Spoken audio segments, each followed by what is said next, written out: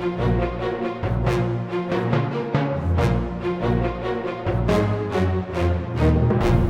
welcome back to Box of Lights. In this video series we're going to play some Lord of the Rings card games solo, and I'm going to play it one-handed. I've chosen to give our three dwarves an outing. We've got Nori, Dain and Gimli, and we're looking at a pack which I've not actually opened yet, the 3 Trials. So I don't know if this is a good deck for this scenario or not, but we're going to give this one a go. It's from the Ringmaker cycle.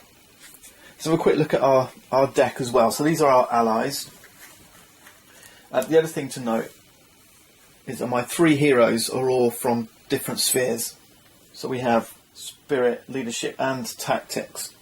And I think, again, this is the idea of this series really is to show you how to create a deck and play a deck with 3 different spheres and single-handed. It may well be a complete failure, but at least to give you a view of how it can be done and if it can be done and what it might play out like.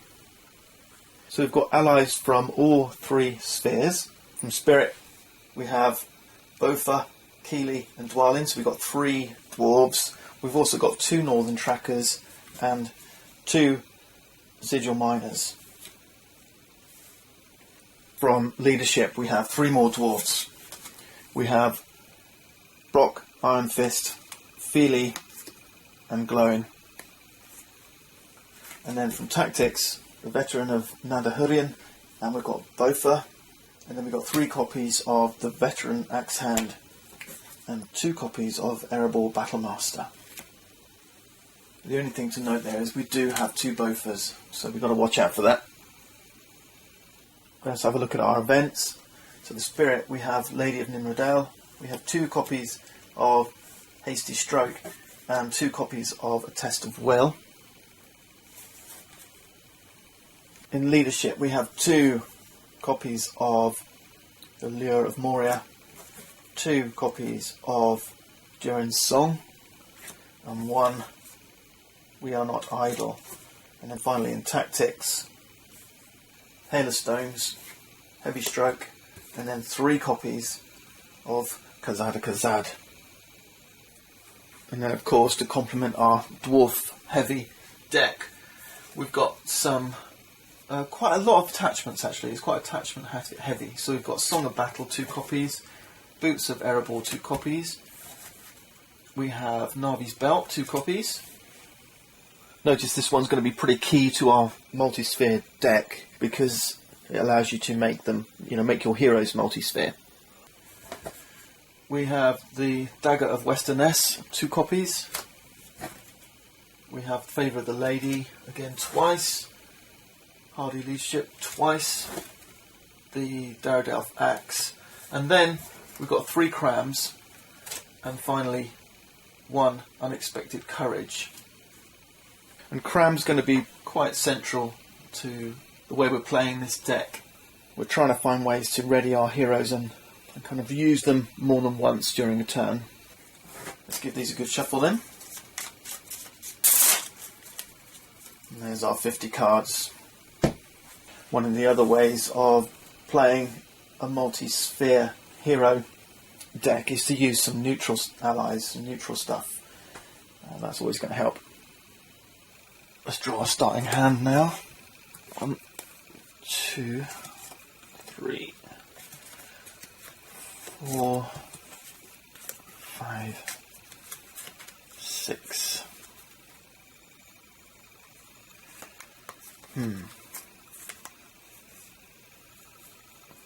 Well, I do like the Favour of the Lady, but it'd be nice to have another ally.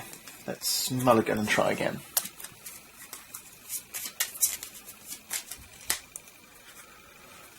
One, 2, 3, 4, 5, 6.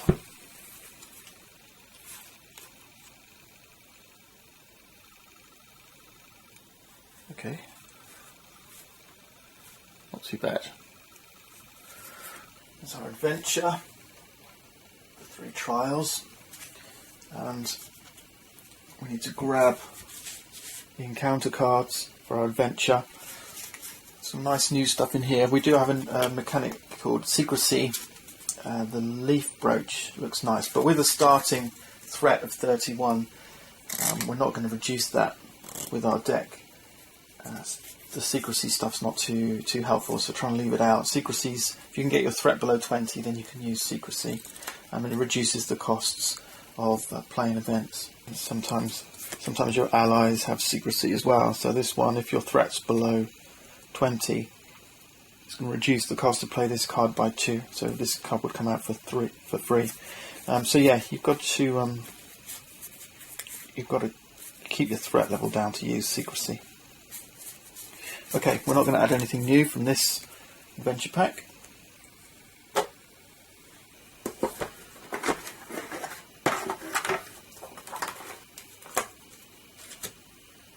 Our encounter deck is not too thick. There's lots of locations, lots of spirits, and lovely woods, which dwarves love, of course. But we've had to take out quite a lot of cards ready for the game. We've got 3 guardians. We've got the raven, the boar, and the wolf guardian. And then we've got keys. Keys for the raven, key for the boar, key for the wolf.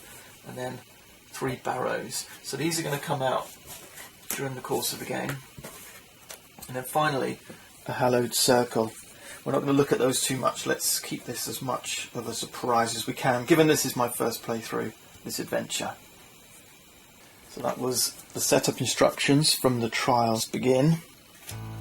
It says, at the edge of a cursed forest, the boar shaman explains that you must undertake 3 trials in order to recover the antlered crown or face death. Each trial will test your worthiness. Guardian spirits watch over the 3 sacred swords, protecting them from the undeserving. Trials begin. These ancient barrows mark the locations for the trials, each the resting place of a different guardian spirit. The Boar clan waits at the forest's edge for any sign of your victory or your death. Your only option is to press onward, heading towards the site of one of the 3 trials. So now we can advance towards one of the 2A stages. So we have the trial of strength, perseverance and intuition. And I don't think it makes a great deal of difference. Let's go for, I don't know, let's try perseverance. That sounds like something dwarf-like. A huge barrow towers before you, cold mist enveloping the entrance. The key is somewhere inside, but a heavy chill fills you with dread and unease. When revealed, randomly choose one of the remaining set-aside barrow locations and add it to the staging area. Okay, I can do that. Barrows. Randomly choose one. Any excuse for me to roll a 1d3? It's a 3, so this one, 1, 2, 3. Stone barrow. Then randomly choose one of the remaining key objectives and attach it to the barrow.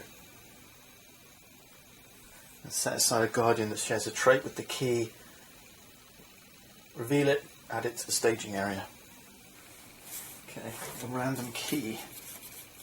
1, 2, 3. Again, it's the 3. The key of the raven. Attach it to the barrow. And put the raven guardian in the staging area. It's got a threat of 3. Cannot have non-key attachments. Time 4 forced.